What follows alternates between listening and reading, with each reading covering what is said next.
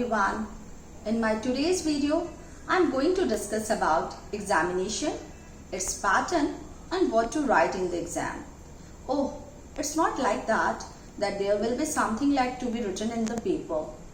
The students, they learn everything, they know everything, but basically at the time of the paper, after writing such a lengthy answers also, they didn't get any good marks over there. So let's watch this video till the end to know how to attempt the paper. Means clear cut kya likhna hai. So let's go. Let us start with the 1 mark question. If 1 mark question is there, for this, so you are going to write down at least 2 lines for that. Now again, this depends on the question pattern. If it is for true, false or match the following for the junior classes, or if it is for the Phillips or something like that. So what happens during the paper, usually the students, they keep on writing the complete statement. So avoid writing complete statement. Complete statement should be avoided for true, false, for Phillips and for MCQ. Not required. This is not at all required to be written. But if it contains 1 marks in a subjective way, like for example definition, 1-liner answer, so at least 2 lines should be there. If the definition is coming there, write down the definition and state 1 example as well. Now let's talk about the 2 marks question, what to be written. Very simple. For the 2 marks, at least 3 lines should be there. For 3 marks, there should be maximum 4 lines. And in this way, now coming to the main important part where the students lose their marks. After knowing everything, after doing everything on the paper, still they are not scoring very nice marks there. So what is the reason behind there? Let's find out. Especially when you are attempting science paper and the differentiation question are coming. So students usually write down in the simply this way. But this is totally wrong way of writing down the differentiation.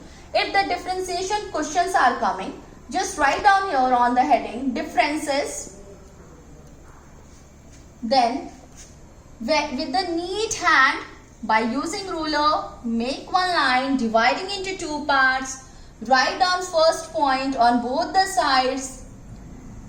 Let it get complete. Suppose that on the right hand side you are using only 2 lines. Leave the space, use the next line, and in the next line, if any point is there, then write down the point. Otherwise, you may write down examples also. Only the thing is that talking about your presentation, how are you writing? Now, this was the major default there, and the next problem comes with the diagram. Because diagram doesn't mean that you have to just color your picture there. For that, we have drawing subject. In science, what we should do? We should use pencil, and with the help of a pencil, draw a neat, well-labeled diagram. So in the paper also, the question comes like this only. Draw neat, well diagram of the leaf.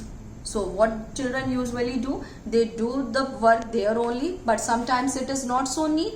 No matter, we need practice there and that can be done. But after that, again, the major mistake what they do, suppose that if I am making a leaf, okay, drawing down, but what they do, they will just start labeling in this way. Arrow, then this part is coming in this way, and then this is coming in this way, and this one is. Now, here only I will draw the another diagram also. Another same diagram of the leaf.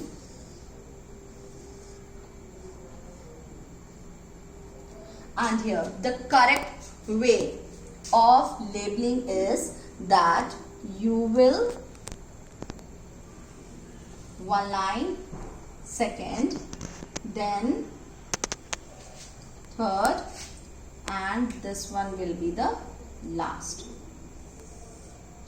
all the things should be come in one straight line. Put arrow here and then write down the part. Suppose that if I have to write down the part here, so I will write down the first one is lamina. Write down very clearly. Then second one is veins. Then here again the same thing is there. Midrib here. You can mention here this one is midrib. And this is petiole. So this is the correct way of writing, and after doing all this, don't forget to write at the bottom that this is leaf and underline. Now you can only observe and decide which pattern is right and which one is the wrong, which looks very presentable and which is looking just the work is done. So when you are attempting paper, it's not only for completion of the answer sheet, it meant a lot. The first impression is the last impression. So while writing your paper, make the things correct, go to the clear-cut point, be confident with your content, and especially don't forget to go with the right choice for the diagram and for the differences. That's all. I hope this will help you a lot during this exam period. With my best wishes, all the best. Thank you.